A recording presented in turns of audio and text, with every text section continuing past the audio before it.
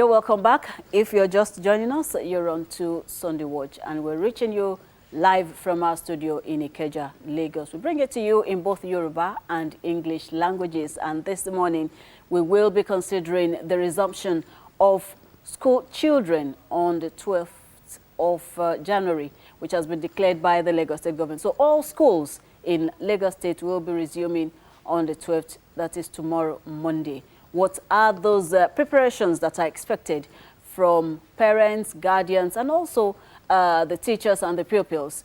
How well should the environment, be ascertained to receive the children?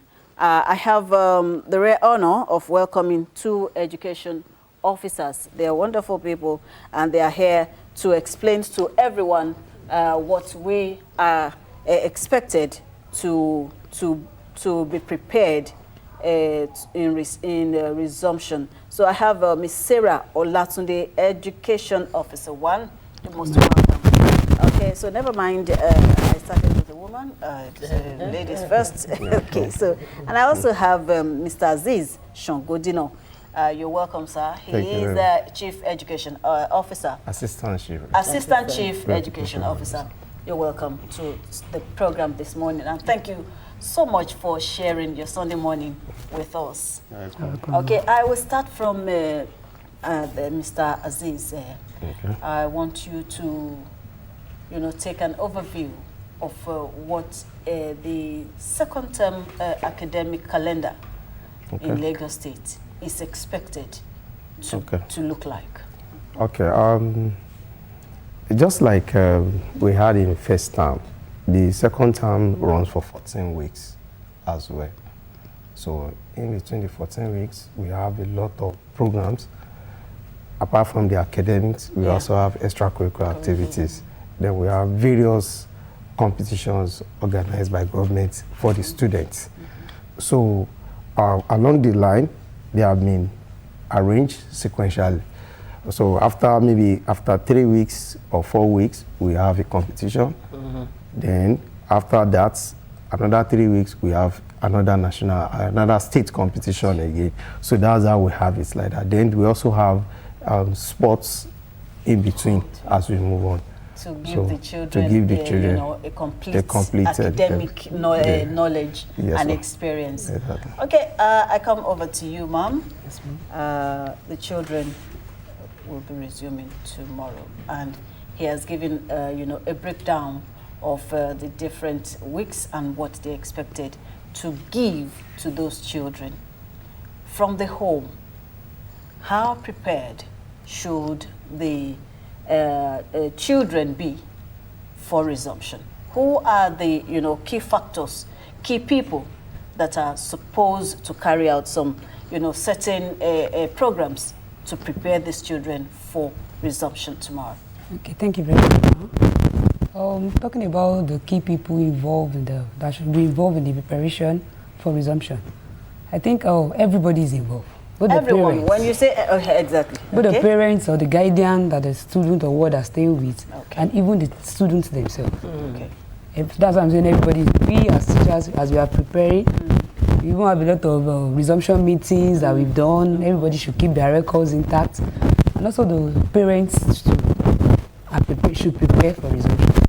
You're welcome back, and we sincerely apologize for that hitch. It was unplanned, really. And thank you for staying with Lagos Television. Okay, let's continue with the conversation. Miss Olatunde, yes, ma'am. When we talk about preparing the children, what kind of support system should the fathers be to the mothers? Because most of the times, either we like it or not, the women are really at the forefront. So what kind of support system should the fathers, give in situations like this in preparing the children for resumption? Okay, thank you, Ma. Talking about the fathers' support to the mothers, we talk about school fees. And it's just not about them giving the school fees to the mothers. Okay. We have fathers that even have more time, that their work can even give them space to allow them to go visit the school. So we have fathers that goes directly to the school with their word. They'll be the one to pay in not just leaving everything to the mothers. Okay. And even apart from school fees, we have school supplies. Okay, such as? Such as talking about the uniforms, the books, the materials, the textbooks, pens, and every other things like that. We have people, fathers, that can even buy all these things, not that giving money to the mothers that go and buy. Just take money. I don't have time. Go and buy. So we have fathers that buy all these things themselves. And they'll buy and call the, okay, we are praying for resumption. Yeah. Everything you need from our own end is ready. All right. Okay, let me go over to Mr. Aziz. Okay. How tidy should the environment be? Okay. The environment that will receive these children after 3 weeks. In some cases, we have 4 weeks. That's about a month now that schools were closed. Now the children will be coming back. How sanitized should the environment be? Well, the first thing is that the children cannot learn in a dirty environment. The environment must be very, very clean. And apart from being clean, you must ensure that there is proper sanitization of the environment before the children comes in. For example, for schools that have trees in their compound, there must be fumigation of the compound before the student come back, because some of those trees harbor mosquitoes. So you fumigate the compound, their classroom, ensure that those the smells from those fumigation is out of the classroom, so that some students they are asthmatic. So that's one of the aspects that the parents have to look at when we're talking about medical checkup. Before the students resume, do we have their inhalers for those that are asthmatic? So all those things have to be put in place. You must clean the compound. And for Lagos State School, we thank God for Lagos State School. As at Thursday, very, very neat, because teachers have resumed on Thursday, Friday. So we're school. Even Wednesday, some people have started going to school from Wednesday. So the sanitation officer is already on ground, cleaning the school, the classroom, and everything. So before the student resume on Monday. Okay, because you know, I don't know. Some parents are still in the notion of not allowing their child or ward resume on day 1. They'll say, let them stay at home at least for that day 1. Then, you know, days after, they can. What message do you have for such? Well, that is, okay, on public school level, that is not really allowed, because the cleanliness of the school has been done before the resumption. And the students are coming back on day 1 to do what we call readiness test, or what we call resumption test. Okay, so from day 1? Day one. In fact, the first day and probably the second day too, they are writing resumption tests. These are short structure questions, very simple question, and it's going to take like 5 marks. So I can give them like 4 questions, pick one and answer. We just want to know whether they can still recall what they have learned in the previous term. So that's why we bring those short questions for the whole of day 1. And the activities for the term will be explained thoroughly to them. This is when we are having this is when we are having that. Then they will also write the scheme of work within those 2 days. Then after that, then the full job commences. And after writing those structures, those short structure tests, there's also revision again. They will go over it again, This is how we taught this in the previous term. This is how we taught this. And this is a prerequisite for the next topic we are taking. So that is why they have to test their knowledge. So a child that is at home, we miss that 5 months. So that's why they have to be in school in day 1. Okay, so academically, the school calendar starts from day 1. From day 1. So no child is permitted to be absent on that day. Okay, so how mentally alert, academically, should the children be in resuming? How prepared mentally should they be, briefly? The students should be prepared mentally, because like he said, their writing test, and we call it a readiness test or resumption test. So they should be prepared mentally, because from their, like you said, it's just 5 marks. But they don't know the mind of the teachers, and they don't know what the teacher is bringing out in the test. And the topics they did for a whole term, in different subjects, they might be like 5 to 6 topics. So they don't know what specifically the teacher is going to ask. So their holiday is not just about eating, sleeping, and playing games or whatever. So like public school, like you said, they are always prepared. And we even tell them when they are going home, don't just eat.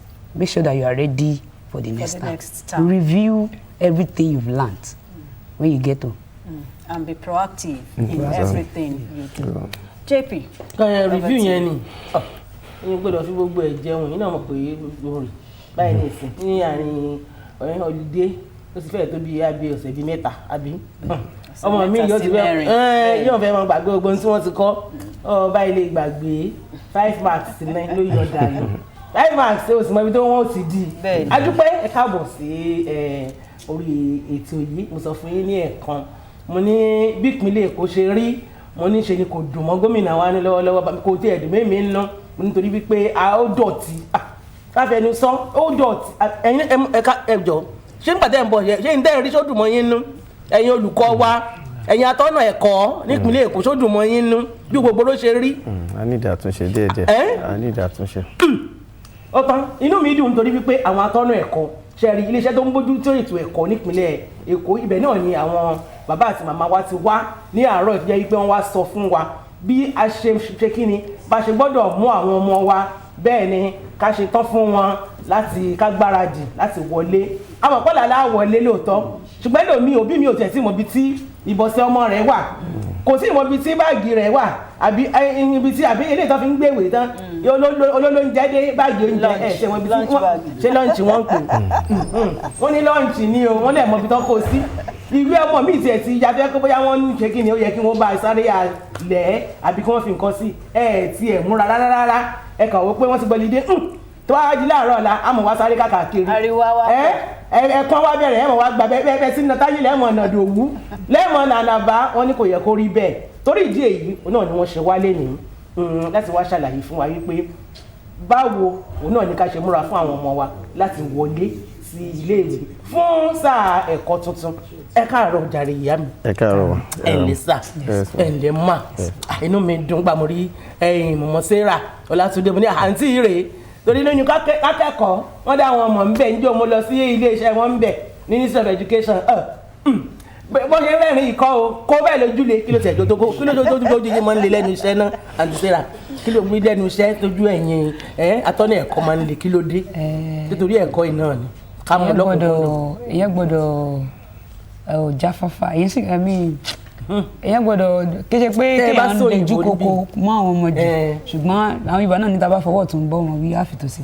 ẹ ṣe jàre ìyá mi jẹ́ ń gbọ́ bẹ́ẹ̀ yẹn ẹ ṣe gan ni ọba wa Azeez Ọ̀ṣúndínà ẹ̀ ń lẹ́sà ẹ kú iṣẹ́ ọ̀hún ọlọ́run mọ̀ fún yín ṣe ó ga èmi ṣàṣírí pé owó tẹ fi ń mú àwọn ọmọ tèkó yìí ó yàtọ̀ sí bí wọ́n ṣe fi ń mú wọn láwọn ìpínlẹ̀ míì báwọn ọmọ wa fi ń ṣe àṣeyọrí ju ti ọ̀tọ̀ náà wọ́n ti sọ wọ́n ní Lagos wọ́n ní state of kini excellence ní Yorùbá aṣíwájú. ó dáa náà àdúpẹ́ púpọ̀ ní ọwọ́ yín torí pé a pè yín tí ẹ wá sórí ètò màmá wa gẹ́gẹ́ bí obìnrin nínú ilé ẹ̀yin ni mọ́mì torí dájú àlọ́ ibiṣẹ́ ẹ̀yin náà lọ́mọ́ ń bá ṣọlídé wọ́n wá fẹ́ wọlé báyìí bóò láà ṣe gbáradì fún wọn tó fi jẹ́ wípé àwọn ọmọ ìyá wọlé inú wọn gan dùn tí ò ní sógun gbígbá lùlù bíi bọ́ọ̀lù láàárọ̀ ọ̀la bíi bẹ̀m̀bẹ́ ẹ kọjú sí wọn ẹ bá wọn mi sọ̀rọ̀.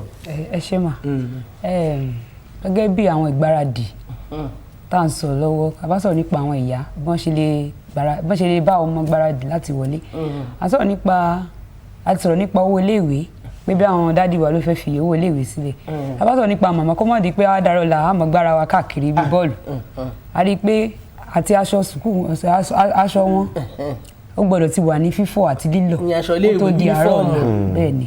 ta ni ó fọ̀ ta ni ó lọ̀.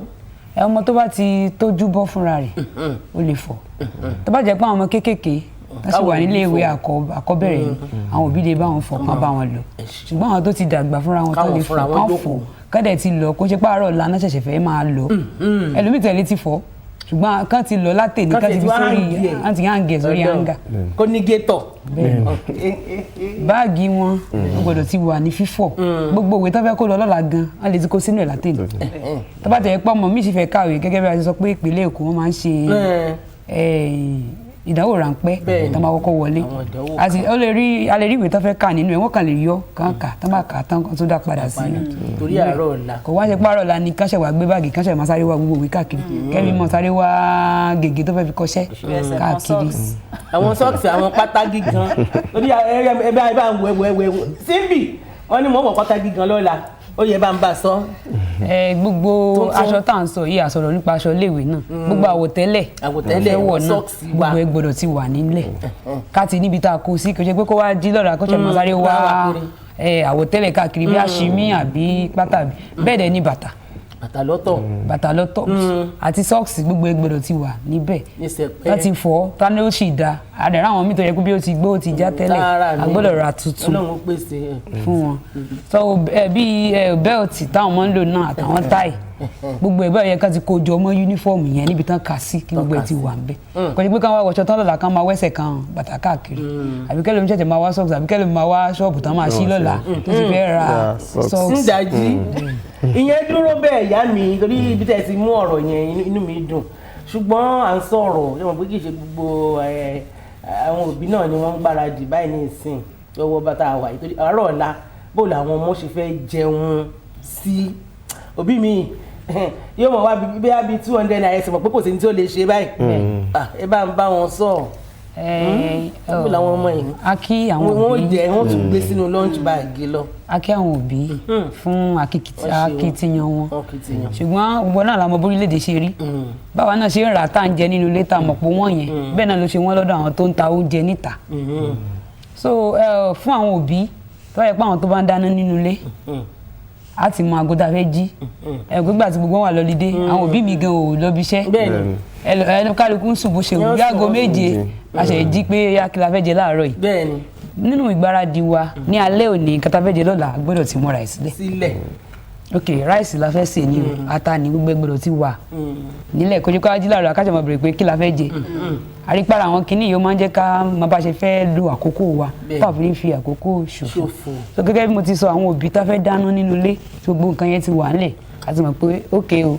bí ìrọ̀lẹ́ òní gbogbo ẹ̀ bá ti wà nílẹ̀ àti pé báwo ni ilé wọn ṣe jìnnà sí ilé ìwé àwọn ọmọ sí ara àwọn tó yẹ pé ẹ̀yìn kù lé ilé ìwé náà gbé gbogbo ara sì mọ̀ pé àwọn ọmọ gbọ́dọ̀ wà ní skul láti bí aago méje. bẹ́ẹ̀ wọ́n ti gbọ́ gbọ̀ngàn.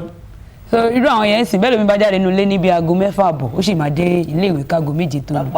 bàbá táwọn mọ̀ pé àwọn ọmọ ti wá bí aago 6 wọ́n gbọ́dọ̀ jáde àbágo 5 àbọ̀ àrí pé bẹ́ẹ̀ náà lòbí yẹn ṣe tètè gbọ́dọ̀ jí sí tó báyìí pé tòótọ́ la fẹ́ dáná ní inú ilé.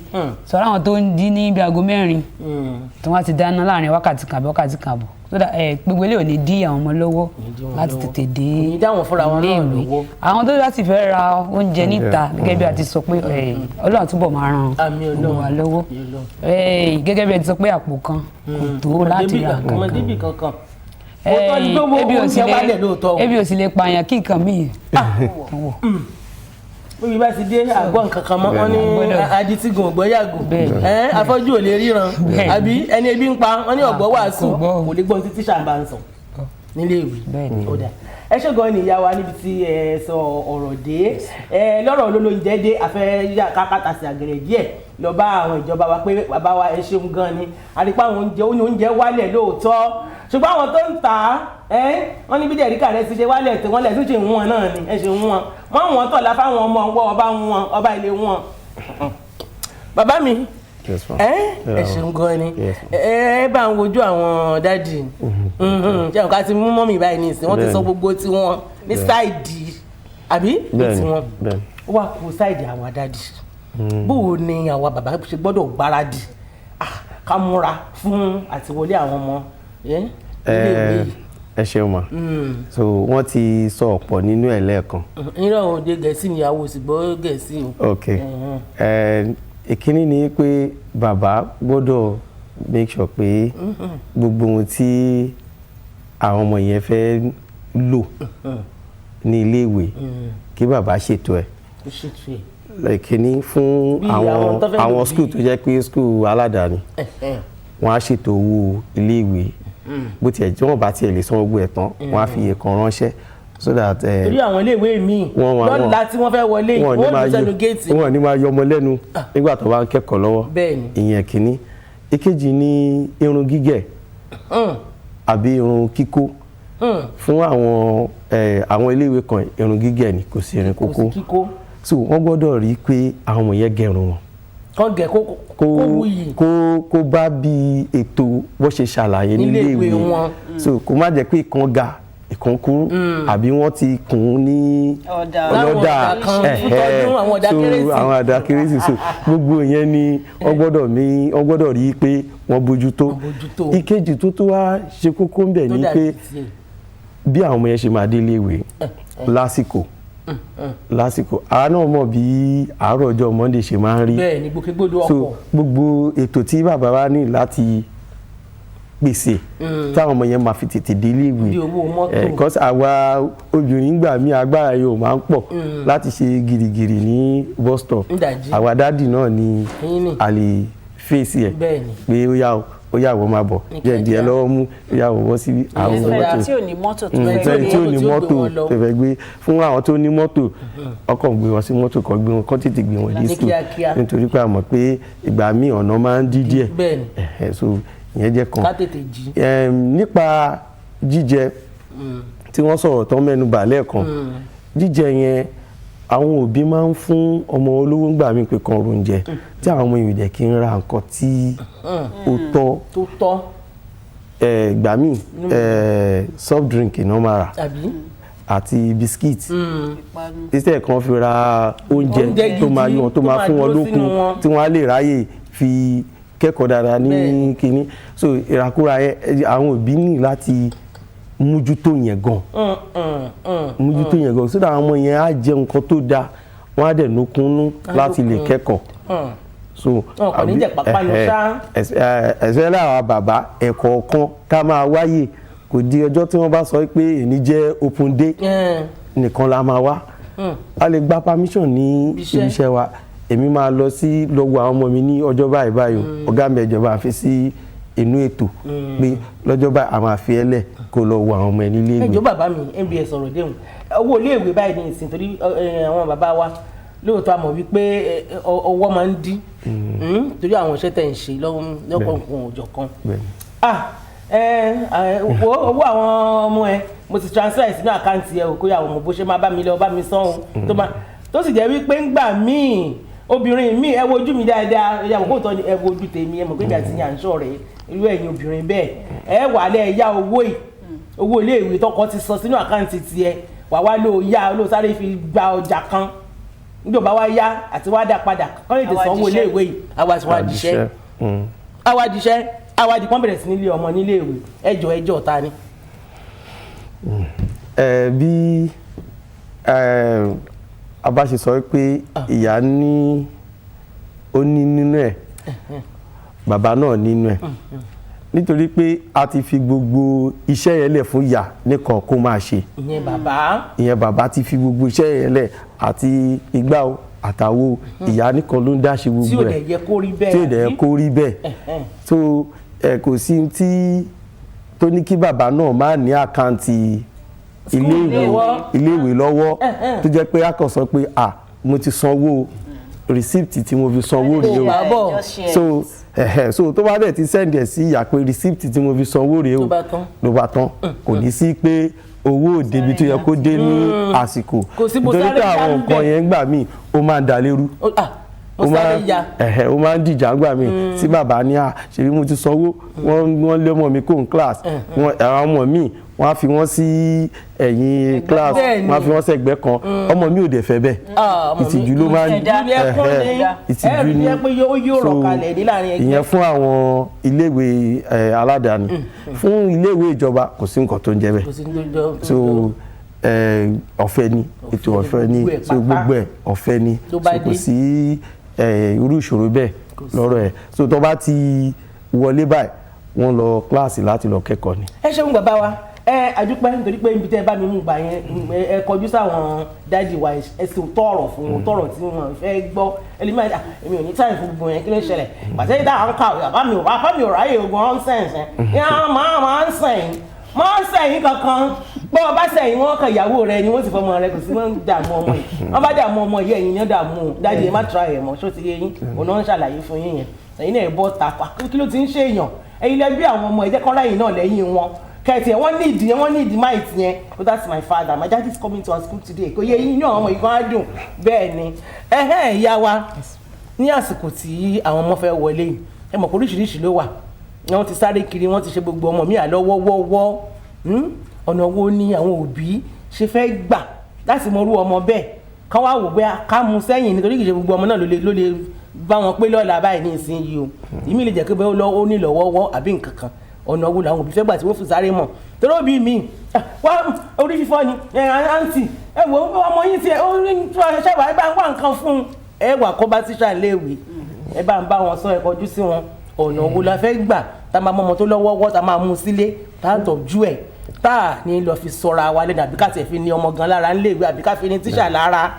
ẹ ṣe mà sí àwọn òbí nípa ti a sọ nípa ìlera àwọn ọmọ lẹ́ẹ̀kan rí pé lórí ìlera náà ní ilé nílé ìwé tìjọba kò tiẹ̀ sí àǹfààní láti fún ọmọ kankan ní oògùn kankan káwọn ọmọ fi oògùn onírúurú wo orí fífọ́ sáǹtì gbàgbà ń ṣe ń bẹ̀.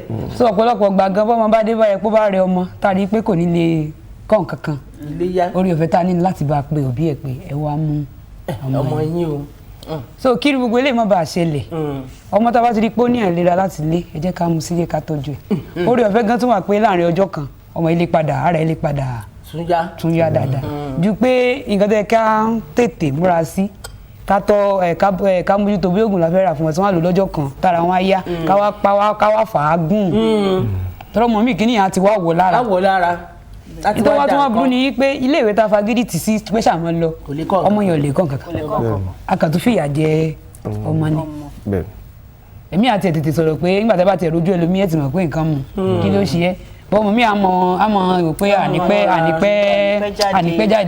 ànípẹ́ jáde títí tó yẹ pé lè mọ̀ rí orí ọ̀fẹ́ pé káàkiri lọ bí tí wọ́n yẹ pé àwọn ọmọ pọ̀ tójú olùkọ́ ò ká gbogbo ọmọ mọ́ tójú olùkọ́ bá ká gbogbo ọmọ mọ́ tó yẹ pé bí àwọn ọ̀pọ̀ á tètè mọ̀ pé ọmọ téèyàn ti mọ̀ dáadáa tó ti ń kọ́ tẹ́lẹ̀ pé ò ń rí báyìí kí ló ṣẹlẹ̀ lénìí ò jáfáfá bó ṣe máa ń jáfáfá ò tí ẹ̀ rẹ́rìn ó kàn dá dì èèyàn ti mọ̀ pé téèyàn bá mú súnmọ́ ọmọ èèyàn ti mọ̀ pé nǹkan ṣe ìgbọ́n mi tó jò ti kára ọmọ téèyàn ní mọ̀ pé nǹkan mú ọmọ ọkàn lọ fìyà jẹ ọmọ yẹn ni tó láti sọ̀rọ̀ pa lára gbáradì pé tá a bá lọ ṣe check up fáwọn ọmọ yìí á ti mọ̀ pé nǹkan ṣe pápá lórí àwọn ọmọ mi tẹ́ pé bí àárọ̀ láǹsìn àwọn máa padà sí iléèwé bí àwọn ọmọ tó wà ní àwọn iléèwé tó ní yàrá táwọn ọmọ ń sùn tó ṣe pé wọ́n padà lọlé bí tó ní hostel boarding house tán nílé a rí i pé irú àwọn check up yìí àwọn gan ọ̀dọ̀ wọn ló ti ẹ̀ wọ́n yẹ pé máa gbọ́mọ débẹ̀ lẹ́nu wọn á ní yẹ wá gbọ́mọ yín ní ọ̀la àdẹ̀rẹ̀ àwọn mi tẹ́ pé ọ̀nà wọn jìn ìyẹn gan ló máa ń pọ̀ jù ṣùgbọ́n nírú púpọ̀ náà àwọn iléèwé yẹn gan àwọn náà ní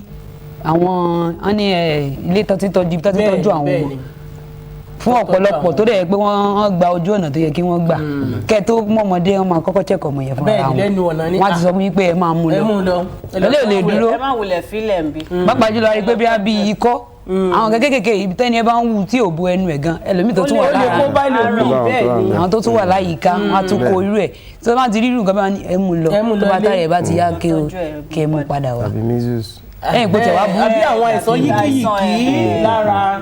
so fún àwọn òbí ẹ jẹ́ ká tọ́jú àwọn ọmọ tára wọn bá yá ganan wọn gbọ́ nǹkan tí wọ́n ń kọ́ wọn ní. ẹ ṣeun gan ni inú mi dùn jàre ìyá wa Serah Olatunde ẹ ṣeun gan ni àti bàbá wa Azeez Ọ̀ṣúndínà abẹ́rẹ́ ibi tí wọ́n ti ń bá mi mú wọlé wọ́n mú sáwọn òbí lára wípé kì í ṣe dandan ní kọ́ ọmọ ìbá wọn wọlé lọ́la tí ọmọ ìbá lọ́wọ́wọ́ ọmọ wò ní ṣàìsàn kò sì ní rẹ̀ wọ́n àyìnkan kò ní ṣe wọ́n ṣùgbọ́n tí wọ́n bá lọ́wọ́wọ́ ó dàbẹ̀ ni wípé nǹkan wọn ò fi bẹ́ẹ̀ jáfáfá ẹ jẹ́ ká tọ́jú wọn dáadáa nínú ilé ká tó ṣe kí ni ká tó lọ kó wọn dùpọ̀ mọ́ àwọn ọmọ ní iléèwé kó jẹ́ bó ṣe jẹ́ bẹ́ẹ̀ ni ẹ̀yìn rí pé òǹgbẹ òyìnbó ti ń gbẹ wọ́n ẹ jẹ́ ń dá wọn padà sọ́dọ̀ first lady àdúpẹ́ òyìnbó yìí ni pàápàá àti Serah òyìnbó yìí ni.